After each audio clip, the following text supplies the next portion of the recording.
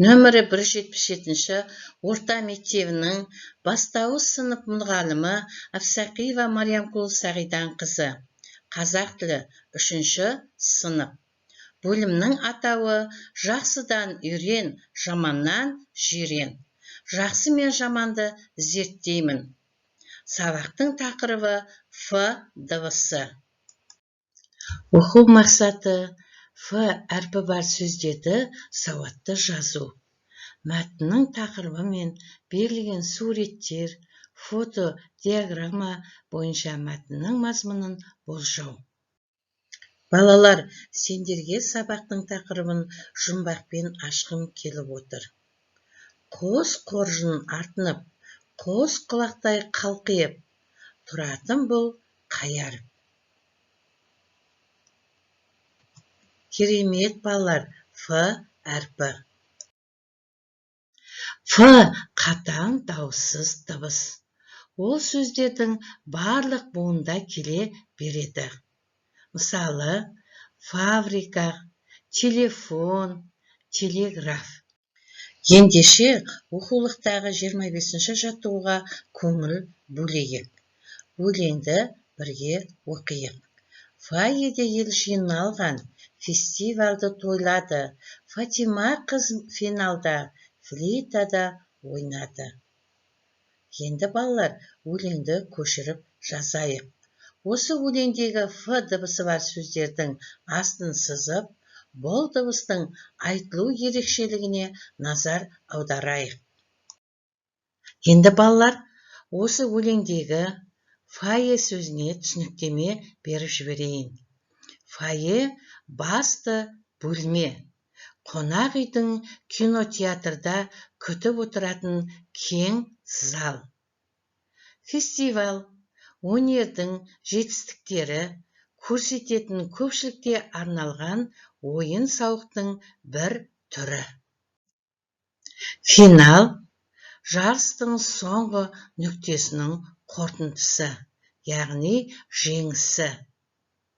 Флейта үрлемелі музыкалық аспап. 15-17 ғасырларда флейта аспабы әбден жетіліп, өзінің шырқау биігіне жетті. Ол ағаштан немесе жезден жасалады. Енді балалар, мына суретке қарап, мәтіннің мазмұнын болжап көрейік. 26-шы жаттығу. Мәтінді тыңда. Топ ойнаймын деп. Өскенбайға апасы, балам, күн кешкерді, бұзауға бар деді. Өскенбай бұзау іздеуге шықты.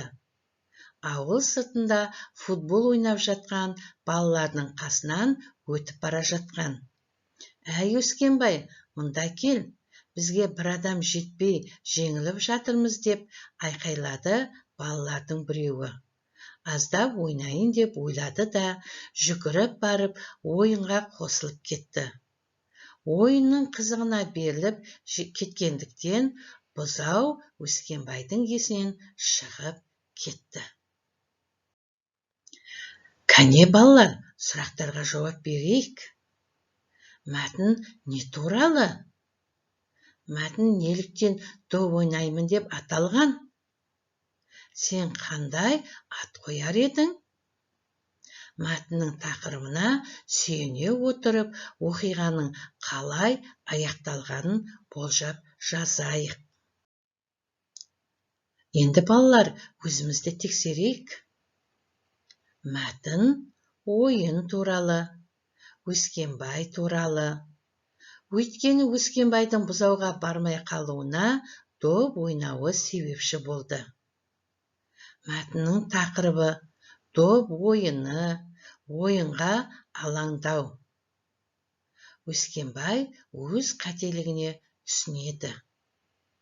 Ата-анасына кешірім сұрайды. Жарайсыңдар балалар, керемет. Балалар, тапсырмаға назар аударайық. Берілген суреттерге назар аударып, әр суреттің атауын дәптерімізге жазайық. Өзіңді тексер. телефон, кофе, шкаф, флейта. Балалар, барлық сөзде Ф әрпі кездесіп тұр.